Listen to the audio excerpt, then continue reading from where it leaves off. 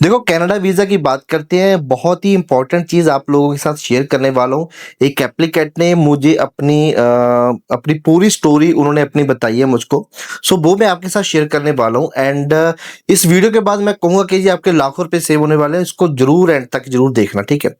बात क्या है कि यार एक एप्लीकेंट गया था, ठीक है, कनाडा पे वीज़ा आ गया उसका, कनाडा के लिए रवाना हुआ, जहाँ से इंडिया से कोई प्रॉब्लम नहीं आई, एयरपोर्ट से चला गया, ठीक है, कनाडा पहुँच गया। वहां से उसको डिपोर्ट कर दिया। अब डिपोर्ट करने के रीजंस क्या थे? देखो, हम कहते हैं वीजा के पीछे लगे होते हैं कि जी हमारा वीजा आ जाए, वीजा आ जाए, बट वीजा ही सारा कुछ नहीं होता। हमारा जो होता है वहां पे ट्रैवल करना भी बहुत कुछ होता है ना।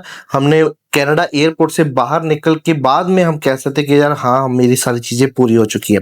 सो मेन चीज क्या है कि कई एप्लीकेंट होते हैं, ठीक है, उनको होता है कि यार हम ऐसे किसी कंसल्टेंट के साथ काम करें जो कि और पेमेंट आफ्टर वीजा लेता है, ठीक है। सो कई ऐसे फ्यू होते हैं लोग, ठीक है, कि आपकी एप्लीकेशन है जो आपको कह देंगे कि जी सारे पैसे हम आपसे वीजा लगने के बाद लेंगे।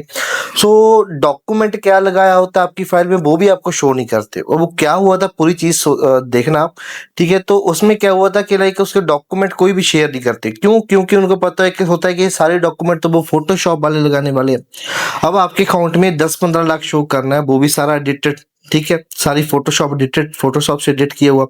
आपको जहाँ पे किसी रेलवे में इंजीनियर दिखा दिया, जहाँ फिर कोई डॉक्टर दिखा दिया, जहाँ फिर मैनेजर दिखा दिया बैंक में, बट ये सारी चीजें एडिटेड होती हैं, कोई भी चीज जेन्युइन नहीं होती, ठीक है। तो आपको भी पता है कि यार अगर आपको कोई रेलवे में इंजीनियर दिखाए तो वो सरकारी नौकरी थोड़ी लगा देगा ना आपकी, सारी चीजें एडिटेड ही होगी ना वो, ठीक है, एक्चुअल में तो आपको करेगा नहीं वो।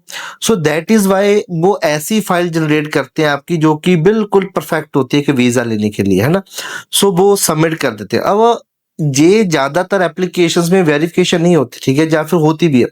अब 10 में से अगर आपकी एप्लीकेशन अप्रूव हो गई, ठीक है, 10 फाइल उस कंसल्टेंट ने लगाई है, तो उसमें से 2-4 की रिफ्यूजल आएगी, 2-4 का बैन लगेगा, 2-4 का वीजा भी आएगा, ठीक है। सो इसमें जो 2-4 का वीजा है उनसे वो 10-10, 5-5, 4-4 लाख जितना भी आफ्टर वीजा किया होता है उसने, वो ले लेता है, ठीक है। उसने क्या किया होता है? बस लैपटॉप पे बैठकर फोटोशॉप की होती है, और कोई मेहनत नहीं, कोई नॉलेज नहीं, कोई एक्सपीरियंस नहीं, बस ये चीज है। अब वो आपका वीजा दिलवा दिया, बट वीजा तो आ गया आपका, यहीं पे कहानी खत्म नहीं हुई। आप मांगते नहीं कि आपकी फाइल में लगाया क्या था, वो कहेगा कि जी आपको कोई जरूरत ही नहीं है जानने के लिए, आपको वीजा चाहिए था, वीजा हमने दिलवा दिया। और उसके बाद आप जब ट्रैवल करते हो, कईयों को तो दिल्ली एयरपोर्ट पर ही वेरिफिकेशन हो जाती है कि जी ठीक है, या फिर कनाडा एयरपोर्ट एयरपोर्ट पर तो 100% होती है, ठीक है, उनको पता चल जाता है। सो वो आपसे पूछेंगे कि ठीक है जी, आपका काम काज क्या है, आपको आप कह दो कि मैं तो डेयरी फार्मिंग है, या मुझे जो भी जॉब है वो काम करता हूँ, ठीक है। बट एक्चुअल में जो आपकी फाइल में जो चीज सबमिट की है, वो तो भी वहाँ पे सीवीएसए ऑफिसर को पता है ना सारी चीजें। तो वो तो कहेगा कि यहाँ पे आपको रेलवे इंजीनियर दिखाया हुआ है, या मैनेजर दिखाया हुआ, ठीक है। तो वहां पे चीजें अड़ जाती है, फिर वो और क्वेश्चनिंग करते हैं, आप और आंसर देते हो, तो उसको एट द एंड पता लग जाता है कि ये सारी चीजें एडिटेड है। तो आपको वहां से डिपोर्ट किया जाता है, कहीं को दिल्ली से डिपोर्ट कर दिया जाता है, कहीं को कनाडा पे डिपोर्ट किया जाता है। सो आपका क्या होता है कि बना तो ला एट द एंड कुछ नहीं, आपकी प्रोफाइल ही खराब हुई, टाइम खराब हुआ, पैसा खराब हुआ, जो निराशा है वो एंड में, ठीक है।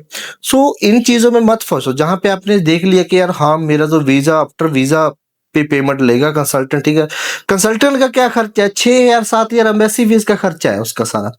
अगर ऐसी उसने 10 फाइल्स लगाती, ठीक है, उसका जो ऑलमोस्ट खर्चा आएगा वो 50-60 हजार खर्चा आएगा, ठीक है। बट एक का भी वीजा आ गया 10 में से, ठीक है, उसको कितने बन गए? 4-5 लाख, जितना भी आफ्टर वीजा किया है उतना बन गया। तो क्यों आप लोग फंसते हो? जेन्युइन प्रोफाइल बनाओ, जेन्युइन प्रोफाइल पे वीजा लो, ठीक है। ऐसी चीजें मत किया करो अपनी प्रोफाइल के साथ, ठीक है। ठीक है, हम आपको लगा, ठीक है, मैं आपको गलत नहीं कह रहा, आपको भी ठीक है, आपको लगा कि चलो सारी पेमेंट आफ्टर वीजा है, ठीक है, इसने कौन सा मेरे से पैसा एक पहले लेना है। तो जरूरी नहीं है कि वो अगर आपसे पैसा पहले कोई एक भी ले नहीं रहा तो इट मीन्स कि वो जेन्युइन है ना। सो ये चीजें आप लोगों ने जो है, प्लीज, है ना, रिक्वेस्ट है आप सभी लोगों से, ना मत करो, ठीक है। इसमें आपको पैसा भी खराब होगा जो आपने 4-5 लाख दिए, फिर आपका टाइम भी खराब होगा, ये सारी चीजें खराब होगी। सो एक जेन्युइन एप्लीकेंट के कंसल्टेंट के पास जाओ, अगर वहां से आपकी रिफ्यूजल भी आ जाती है तो भी कोई दिक्कत नहीं है। क्यों? क्योंकि आप बैन नहीं होगे। अगर आप एक कंट्री से, फॉर एग्जांपल कनाडा से बैन हो गए या डिपोर्ट हो गए कनाडा से, तो 5 आइस कंट्रीज हैं वे, यूके में भी पता लगेगा, न्यूजीलैंड में भी पता लगेगा, ऑस्ट्रेलिया में भी पता लगेगा, अमेरिका में भी पता लगेगा। इनमें तो 100% श्योर है कि आप किसी भी कंट्री में अप्लाई नहीं कर सकते ये चीज हाइड करके। उसके बाद शेंगन में जाना है, आपकी डिपार्चर की मोहर तो लगी होगी, बट अराइवल की मोहर आपके पासपोर्ट के ऊपर लगी नहीं होगी कोई। सो ये चीजें आपको जो है पूरी फाइल है जो आपकी खराब कर देती हैं, ऐसा मत किया करो, ठीक है। जेन्युइन एप्लीकेंट के साथ अगर आप जेन्युइनिटी में अप्लाई भी करते हो तो आपका खर्चा 5-7 लाख जो वो मांगते हैं आफ्टर वीजा वो नहीं आएगा। जेन्युइन में खर्चा आपकी $100 बेसिक फीस है, सी एयरपोर्ट्स वैल्यूएशन एयरपोर्ट्स 5-7 हज़ार रुपये लगा लो, ठीक है। 7,000 रुपये आपकी बेसिक फीस, 7,000 जे सी एयरपोर्ट का लगा लो, 14,000 हो गया, ठीक है। सो इतना ही खर्चा आएगा आपका, और क्या खर्चा है।